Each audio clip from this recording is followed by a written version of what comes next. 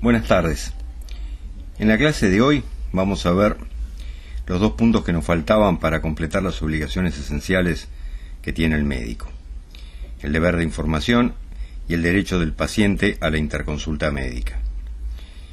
Las otras obligaciones enumeradas en la ley que nos faltan ver, que son la autonomía de la voluntad, el consentimiento informado y la titularidad de la historia clínica, la iremos viendo en clases especiales sobre el tema.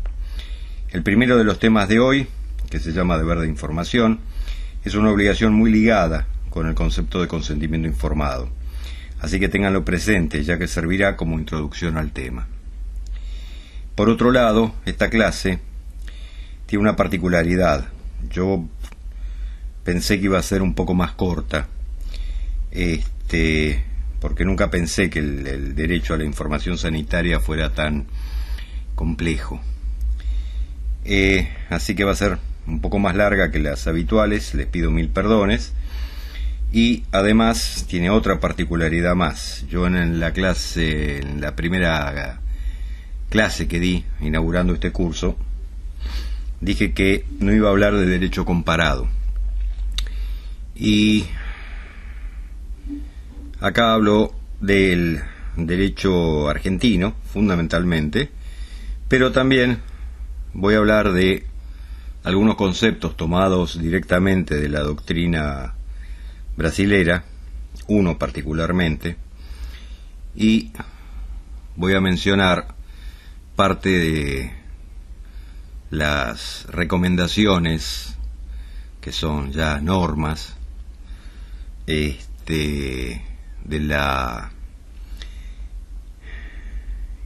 se utilizan en Europa, particularmente dos: una en España, que hace una serie de recomendaciones sobre este tema de información sanitaria, y otra en Francia.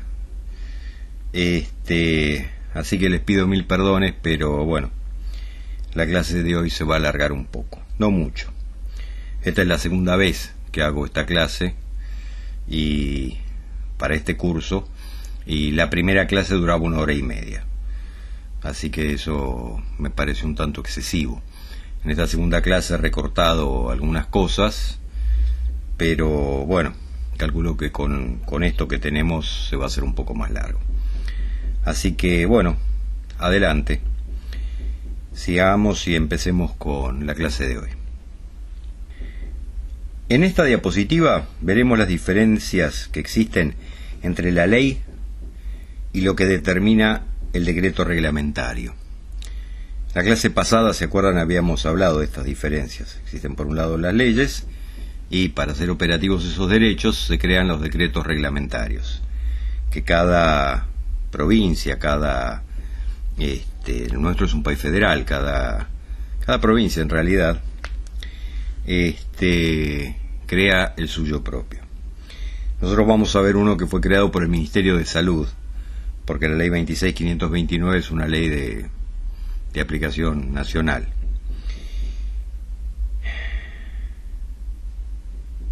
Entonces, empecemos.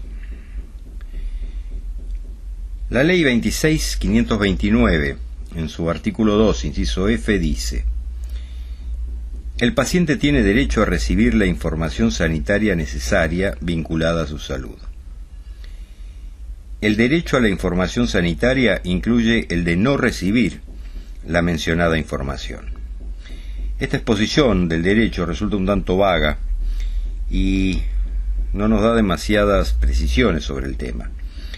Pero el decreto reglamentario 1089-2012, en su artículo 2, inciso F, se explaya un poco más, bastante más de hecho.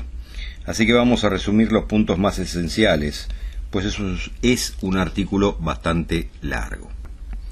Comienza diciendo: el profesional de la salud deberá proveer de la información sanitaria al paciente o representante legal referida a estudios y o tratamientos, y a las personas vinculadas a él por razones familiares o de hecho, en la medida en que el paciente lo autorice o solicite expresamente.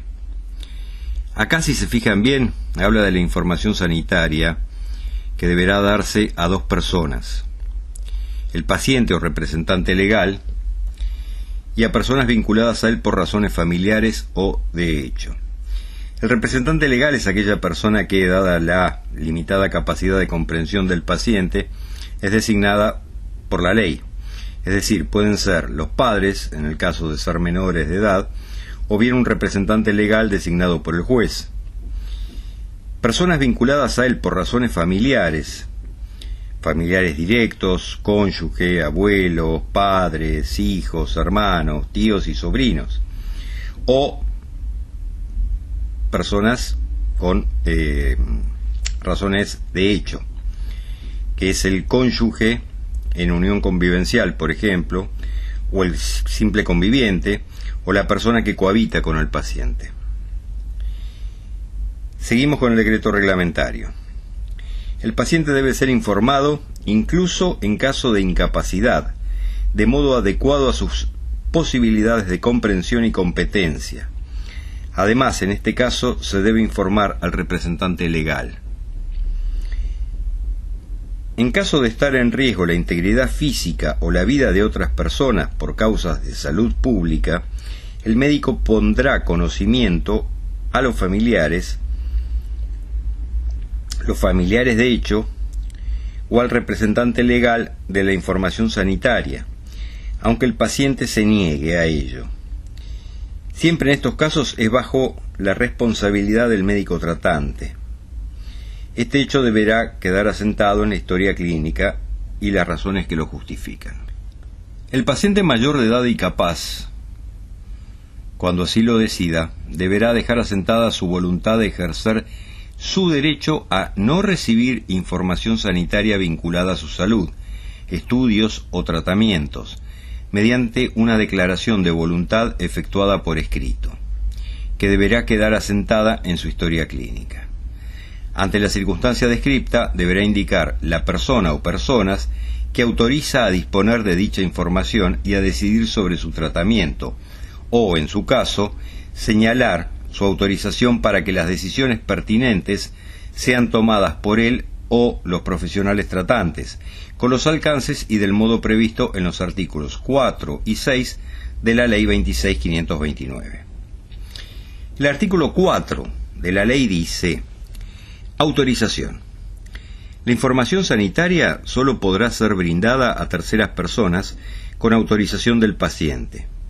En el supuesto de incapacidad del paciente o imposibilidad de comprender la información a causa de su estado físico o psíquico, la misma será brindada a su representante legal o, en su defecto, al cónyuge que viva con el paciente, o la persona que, sin ser su cónyuge, conviva o esté a cargo de la asistencia o cuidado del mismo, y los familiares hasta el 4º grado de consanguineidad. Y el artículo 6 de la ley dice: obligatoriedad. Toda actuación profesional en el ámbito médico-sanitario, sea público o privado, requiere, con carácter general y dentro de los límites que se fijen por vía reglamentaria, el previo consentimiento informado del paciente. Este artículo 6 es el primer artículo de la Ley 26.529 que trata sobre consentimiento informado. Otra de las cosas que dice este artículo 2 es: el derecho a la información sanitaria de los pacientes puede limitarse por la existencia acreditada de un estado de necesidad terapéutica, cuando el profesional actuante entienda que por razones objetivas el conocimiento de la situación de la salud del paciente puede perjudicar su salud de manera grave. En este caso, deberá dejar asentado en la historia clínica esa situación y comunicarla a las personas vinculadas al paciente por razones familiares o de hecho, según lo previsto en los artículos 4 y 6 de la Ley 26.529. Estas situaciones deben ser valoradas por los profesionales de la salud de modo restrictivo y excepcional, consultando al Comité de Ética. Es decir, acá en esta decisión y en la historia clínica debe figurar la resolución del Comité de Ética. Y hasta acá el decreto reglamentario, que como ven es más largo que la ley y explica la mayoría de las circunstancias a las cuales nos enfrentamos a la hora de brindar información sanitaria. Tener en cuenta lo siguiente: es una de las pocas obligaciones que son de resultado, ya que las obligaciones del médico son generalmente de medios. Tema este que veremos en la clase de Principios Legales de la Responsabilidad Médica. Pero vamos a adelantar algunas cosas acá. ¿Y por qué es una obligación de resultados? Porque la información sanitaria se da o no se da. No hay un punto intermedio legalmente válido. Si se da de manera incompleta, parcial o sesgada, no se está dando lo que la ley manda, por lo que no se está dando esa información. El doctor Lorenzetti, al respecto, dice que el médico, y sobre todo la organización sanatorial, deben suministrar una oportunidad suficiente como para que el diálogo se establezca y el paciente pueda ser consultado. Este es un hecho relevante y un hecho a probar. A probar que el médico lo hizo. En segundo lugar, debe mostrar que el paciente pudo advertir la existencia de opciones diferentes en el tratamiento a seguir. En tercer lugar, que el paciente conoció los riesgos y beneficios de cada una de esas opciones a fin de decidir. Ello no significa que debe transformarse en un experto, sino en una persona con capacidad de discernimiento. Hasta acá el pensamiento del doctor Lorenzetti al respecto. No informar al paciente de su condición, de las expectativas de mejoría, de los efectos que conllevan los estudios o tratamientos, es un incumplimiento que trae severas consecuencias legales. Es una violación a los principios de humanidad del paciente, presentes en la medicina desde la Declaración de Nuremberg del año 1948 hasta nuestros días. Recordemos que la información es poder y que nuestro paciente debe tener toda la información para poder tomar decisiones sobre su cuerpo, sobre su futuro, sobre su intimidad, sobre las consecuencias de ese tratamiento. Y además debe poder elegir, pero para elegir debe poder entender qué es lo que tiene. Y acá aparece el tema de las desigualdades. El médico, por su profesión, se encuentra en una posición mucho más ventajosa respecto del paciente, pues posee información que el paciente no posee. Esa desigualdad hace que el médico, situado en mejor posición, pueda decidir cosas sin consultar con el paciente, en la creencia que eso es lo mejor para él. Eso se llama paternalismo médico y es una práctica que debemos desterrar de nuestra profesión. Si la relación entre el médico y el paciente es, jurídicamente, un contrato, ambas partes deben estar en cierto pie de igualdad y ninguna de las partes puede tomar decisiones que afecten a la otra parte sin consultarla primero. El paciente como tal tiene derechos y estos derechos deben ser respetados, aunque el paciente no los exija. El derecho a la información sanitaria es un derecho muy importante, pues hace parte al paciente de su tratamiento. Un paciente no podrá alegar más adelante que desconocía las consecuencias de su tratamiento, pues el mismo le fue explicado cabalmente al paciente. Por otro lado, entre el profesional y el profano existe siempre una distancia. ¿Pero qué es un profesional para la doctrina? Los doctores Alterini y López Cabana, dos de los más reconocidos e importantes abogados civilistas de la Argentina, han resumido el significado de profesional cuando dijeron que son notas distintivas de la profesionalidad, la autonomía técnica, la condición de experto en determinada área, la habitualidad, reglamentación, habilitación, presunción de onerosidad, sujeción a normas reglamentarias y éticas. Si una persona cumple todos estos requisitos, es un profesional. Y un profesional, en el ejercicio de su profesión, tiene una gran distancia con el paciente a quien atiende, en cuanto a la brecha informativa que tiene. Es decir, que más allá del grado de escolaridad de nuestro paciente, de su profesión, de su nivel social, cultural y económico, la mayor brecha que nos separa de él es la informativa.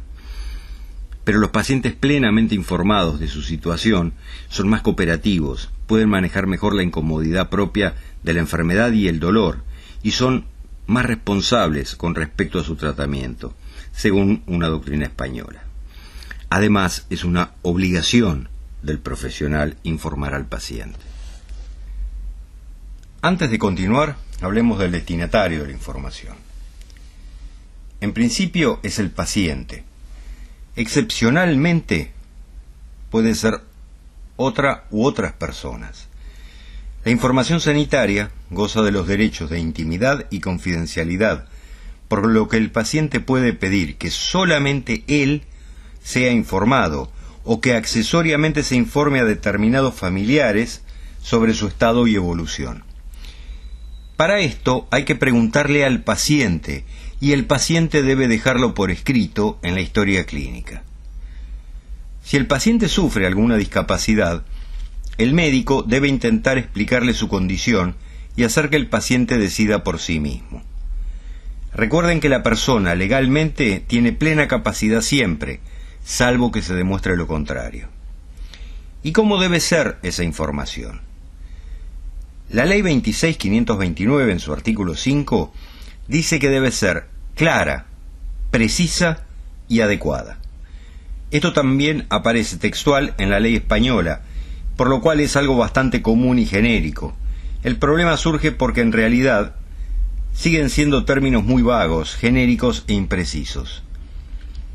La claridad de la información es que la misma no debe contener tecnicismos, y si los tuviera, estos debieran estar cabalmente explicados. La precisión hace referencia a que dicha información debe acercarse a lo más posible a lo que es la realidad de su estado de salud. Y la adecuación es algo que podemos acercar razonablemente a la comprensión del paciente. Así explicados, estos requisitos resultan un poco más entendibles.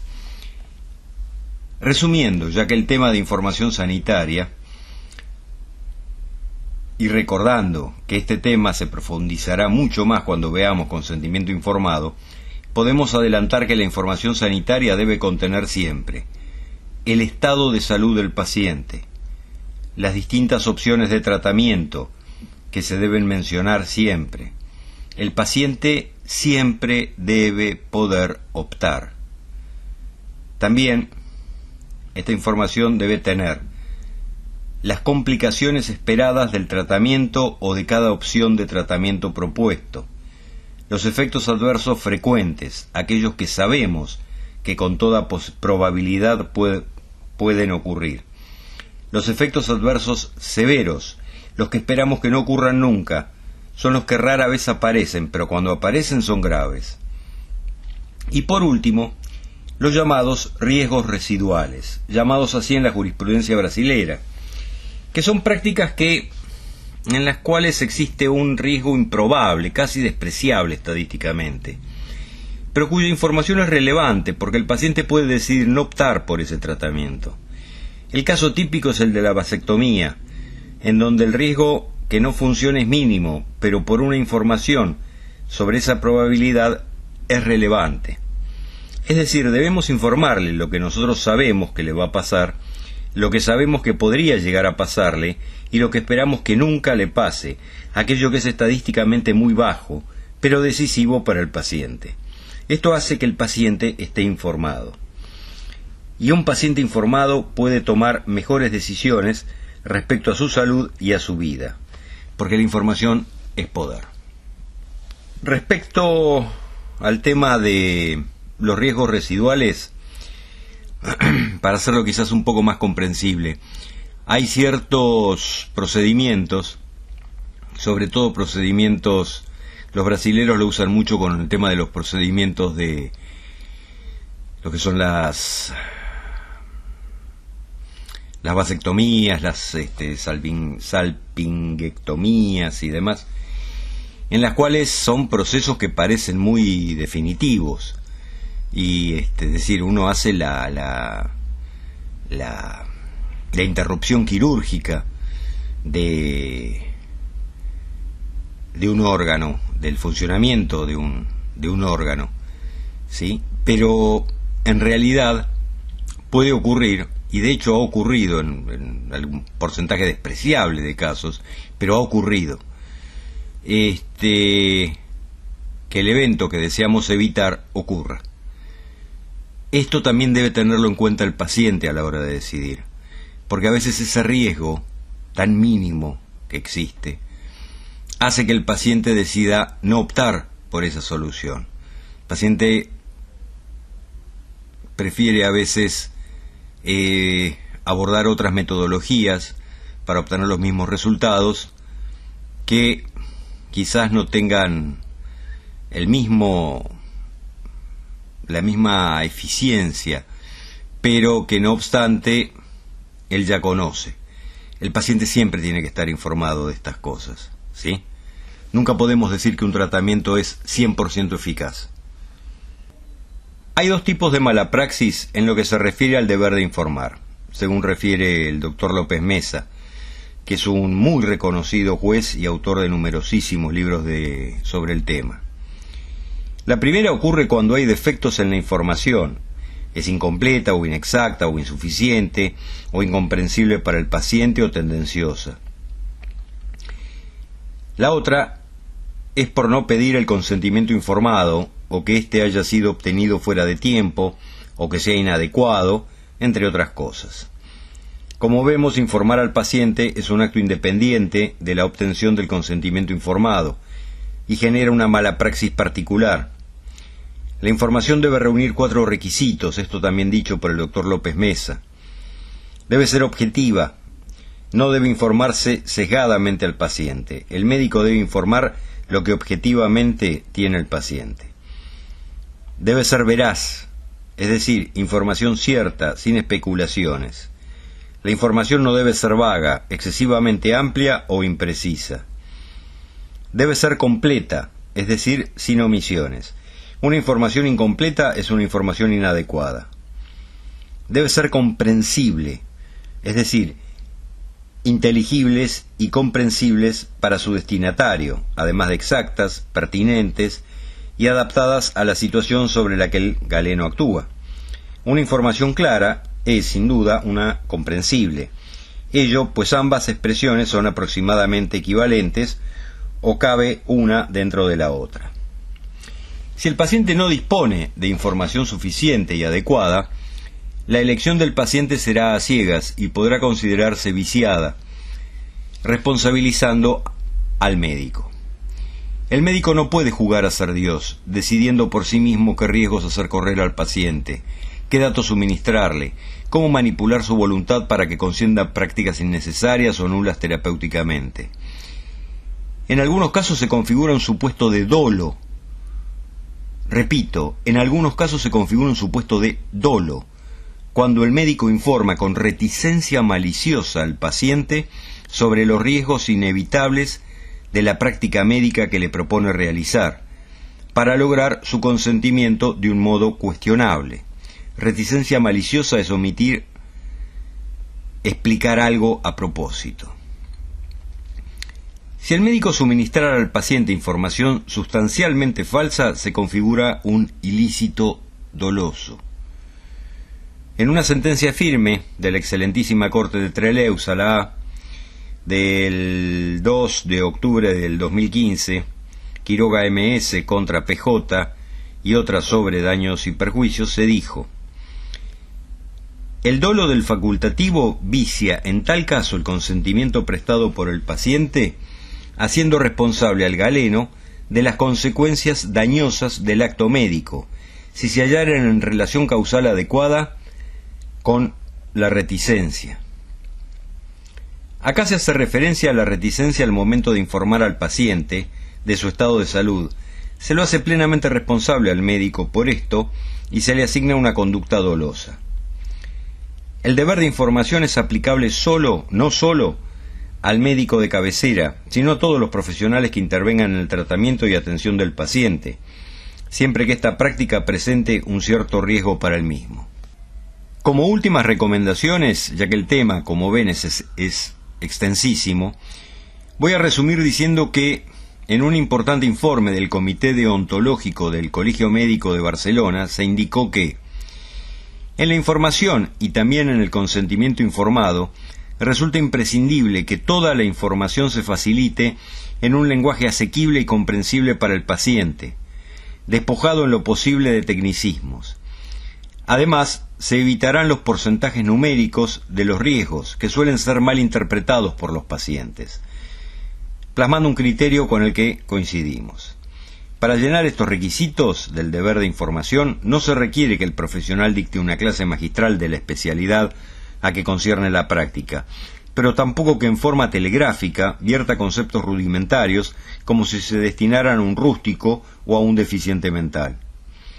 Este deber queda satisfecho cuando el paciente o sus familiares, en caso de estar impedido, ha tenido ocasión de conocer en forma comprensible su condición física, las virtudes y defectos de la terapéutica recomendada, así como sus riesgos más probables y el pronóstico esperable de la dolencia, o si ha de encararse el tratamiento.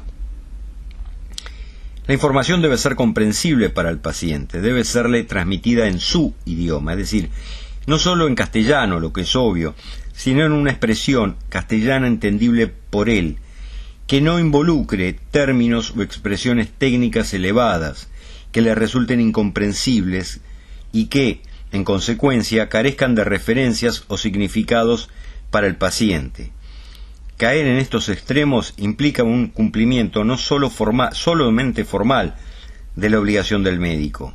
Los médicos tendemos a ser muy técnicos al hablar, al igual que los abogados, dicho sea de paso. Para la doctrina francesa, con la cual también coincidimos, los requisitos que deben reunir una información correcta son los que se expresan a continuación. Ella debe ser útil y por ende comprensible, por lo que el galeno debe emplear un lenguaje llano y claro, manteniéndose en el núcleo de los datos esenciales y evitando los detalles excesivos. La información no debe exceder la capacidad de comprensión ni perturbar el estado psicológico del paciente o de la persona que recibe la información, si es un familiar o allegado suyo. Lo cual es bastante delicado, pues hay ciertas enfermedades que son muy serias y con un pronóstico estadísticamente desfavorable. ¿Qué debemos hacer en estos casos para no perturbar psicológicamente al paciente? Un consejo es aclarar siempre al paciente que el diagnóstico no es una sentencia. Decirle siempre que hay posibilidades de recuperación o sobrevida, que el futuro nunca está escrito. Estas recomendaciones son el resultado de observar que con las recomendaciones anteriores que aconsejaban revelarle al paciente las posibilidades de sobrevida, se notó un serio incremento en los índices de suicidio de estos pacientes, por lo que se aplicó esta recomendación. De todos modos, el médico no está capacitado, a mi entender, para evaluar el estado psicológico del paciente, por lo cual en estos casos se debiera solicitar la asistencia de un psicólogo que sea especialista en brindar contención del paciente al momento de informarle. Sigamos con las recomendaciones. El médico no debe dar su impresión particular sobre la información que transmite, o dar recomendaciones o aconsejar conductas a seguir que no sean las mejores opciones para el paciente. Ella debe proporcionarse de forma tranquila, en el lugar adecuado, preservando la intimidad del sujeto. Ella debe adecuarse, ampliando o reduciendo el contenido en función de lo que el paciente o sus familiares desean saber y a su proceso terapéutico, pues cabe decir que el exceso de información puede perjudicar al paciente. La información debe comprender la índole de la dolencia, su gravedad, las ventajas y riesgos eventuales de los actos médicos propuestos, sus contraindicaciones, las intervenciones médicas alternativas que pudieran existir al alcance del paciente y el grado posible de incidencia en su curación. El médico debe ser asertivo en sus expresiones al informar. El uso de innumerables potenciales tampoco constituye fiel cumplimiento de su deber. Finalmente hay que señalar que el deber de información no finaliza tras el momento inicial de la relación médico-enfermo, sino que se mantiene mientras el enfermo esté bajo su cuidado. Y esto es muy importante. Es claro que el médico debe informar sin mortificar al paciente. Si en un caso, dadas sus particularidades o la sensibilidad extrema del enfermo, ello no es posible, la limitación de la información se justificaría. Es dable consignar asimismo que en la doctrina y jurisprudencia francesas se acepta la limitación de información al paciente cuando ella se funda en una conveniencia terapéutica. Como se darán cuenta, es un tema bastante extenso y con muchos matices. Espero que con lo expuesto les sea útil en la práctica cotidiana. Hemos hablado ya de las particularidades de la información que debe brindársele al paciente, Lo que no hemos mencionado es que este deber de información es dinámico, es decir, que debe realizarse con regularidad. El paciente debe estar al tanto de las novedades que surgen durante su tratamiento y cómo éste va avanzando. La información es siempre dinámica y cambiante, a veces en el transcurso de horas, y el paciente debe saber en qué situación está y cómo va evolucionando su enfermedad. Pero para cerrar este tema, que ha sido bastante largo por su importancia, creo que es importante ver en qué radica esta importancia, es decir, dónde surge el derecho a la información sanitaria. En este aspecto vamos a repetir casi textualmente lo que refiere el doctor Lorenzetti respecto del sustento legal de lo visto. Es decir, sobre qué argumentos legales se apoya este derecho tan particular. Existen distintos fundamentos para el deber de informar. Fundamentos constitucionales. El deber de informar tiene su fundamento constitucional en el respeto a la libertad, puesto que no puede avasallarse la libertad de otros sin su consentimiento. Y esto habla de la libertad de elección de tratamiento. Tiene fundamentos dogmáticos. En la dogmática jurídica puede indicarse que, siendo el contrato un acto jurídico, debe ser voluntario. Para que exista voluntariedad, debe existir discernimiento, intención y libertad. La existencia de un desnivel informativo afecta a los tres elementos. También puede encontrarse un fundamento dogmático en la exigencia de la buena fe y en los deberes secundarios de conducta, que son un principio de la misma, y en los que se encuentra el deber de informar. También en los fundamentos legales, entre ellos se encuentra el derecho a la información en las relaciones de consumo y su consiguiente aplicación en las ofertas dirigidas a un público indeterminado a través de la publicidad, de conformidad con la Ley 24.240, Ley de Defensa del Consumidor, modificada por la Ley 26.361, que requiere de la información adecuada. En el plano específicamente medical, la aplicación analógica de la Ley de Trasplantes, de la Ley de SIDA, de la Ley de Protección del Menor, dan fundamento suficiente.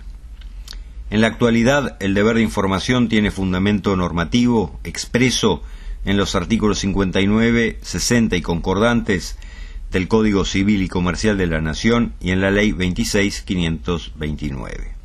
Con esto sí, cerramos aquí este punto. La interconsulta médica. Es una de las obligaciones menos conocidas por el médico. Es lo que conocemos como segunda opinión u opinión externa. Recordar siempre que la salud del paciente es prioritaria sobre cualquier condición restrictiva, ya sea reglamentaria o administrativa. El pedido del paciente y la entrega de la información sanitaria para esa interconsulta profesional deberán ser registrados en su historia clínica en el momento en que son realizados, así como la conclusión a la que llegue y las recomendaciones que haga el profesional consultado. Recordemos que debemos brindarle al paciente el libre acceso a una copia de su historia clínica cuando éste lo solicite para realizar una interconsulta. Esto es importante, ya que de no hacerlo en tiempo y forma estamos privando al paciente de la posibilidad de realizar dicha interconsulta, y cuya demora en la realización puede hacer surgir una responsabilidad por la misma, en el médico e institución tratante, pues puede configurarse una pérdida de chance de curación. Vamos a hablar de pérdida de chance. Las interconsultas que se realizan dentro de la institución, como puede ser una interconsulta con otro servicio, no requieren mayor trámite, pues se considera a ese interconsultor parte del equipo médico tratante. Por lo demás, no hay mucho por agregar a este punto. Hay ciertamente poca jurisprudencia sobre el tema. Ojo, poca, pero no inexistente. No seamos reticentes, No seamos reticentes al momento de entregar una copia de lo realizado, pues eso sí puede volvérsenos en contra nuestra. No entremos en conflictos inútiles con el paciente o su familia, que siempre deteriorarán la relación médico-paciente. Bueno, con esto llegamos al final de la charla. Si hay alguna duda, me escriben en los comentarios. Suscríbanse al canal. Difundan la página entre sus colegas. Acuérdense, nadie quiere ser demandado, así que protejámonos entre nosotros, por lo menos. Que tengan una semana excelente. y muchas gracias por todo, muchas gracias por la paciencia. Así que chau, que tengan una linda semana. Este es un adendum que agregué a último momento porque por ahí ya sé que la charla es larga, pero bueno, les pido mil perdones, pero si la escucharon bien y no se durmieron en el medio, van a haber notado que la doctrina española y la doctrina francesa básicamente coinciden con los tres postulados esenciales que se dan en el decreto reglamentario, lo cual no es casualidad. Aparte, tanto la doctrina española como la doctrina francesa son plenamente aceptadas en nuestro país, es decir, uno las puede invocar en una demanda o en una argumentación y el juez las tiene por válidas. ¿Qué más? El tema del largo de la charla. Mil perdones, cuando empecé a encarar cuando dividí los temas del artículo 2, pensé que esta iba a ser la charla justamente más corta que iba a tener, que iba a durar 15 minutos. Nunca me imaginé que había tanto escrito sobre este tema. Y me parece una falta de respeto no transmitirle todas esas posiciones. Y sobre todo me parece una gran falta de profesionalismo no dejarles bien asentados algunos conceptos que pueden llegar a ser muy importantes y que por ahí ustedes no tuvieron en cuenta, o que por ahí nunca los pensamos como profesionales. En cuanto a la lectura de los temas y artículos jurídicos, también el decreto reglamentario, por ejemplo, es largo, es muy largo, pese a que lo he resumido cuando vuelvo a escuchar la clase y a compilarla, sí, es largo, es denso, hablan siempre de las mismas cosas y demás, es un artículo aburrido, pero si lo desmenuzamos con cuidado creo que podemos sacar muchas cosas de ahí. El tema es muy importante porque hace a nuestra práctica profesional, hace a nuestro manejo cotidiano con el paciente, a nuestra relación médico-paciente, a la relación sobre todo que mantenemos con la familia. Recuerden muchas veces que el que demanda no es el paciente, es la familia. La familia es la que está atrás. Así que mantener una buena relación médico-paciente y médico-familia del paciente es esencial en nuestra profesión, ¿sí? Sepámoslo manejar. Ahora sí, básicamente los dejo tranquilos, les pido nuevamente perdón por el largo de la charla, que tengan una linda semana. Nos vamos a volver a ver probablemente vamos a empezar a hablar de historia clínica, que no va a ser corta tampoco, pero voy a tratar de dividirla en módulos más cortitos. Va a tener jurisprudencia, sí, lamento mucho, voy a tratar de resumirla lo más posible a los temas más esenciales, pero sí, va a tener jurisprudencia porque la voy a sacar de un libro que para mí es muy particular, que no son los textos que hemos estado manejando hasta ahora, y escritos por una persona increíble, tremenda como docente. Así que bueno, vamos a dedicarle toda la clase de historia clínica a él. Muchísimas gracias por todo. Yo sé que me tienen una paciencia increíble. Quizá no sea la mejor manera de dar una clase, pero bueno, es lo que puedo hacer con los recursos que tengo. Más adelante por ahí invierta un poco más en este canal y pueda hacer algo un poco más dinámico, algo mejor. Les agradezco mucho a todos, que pasen una muy linda semana. Chao, hasta luego.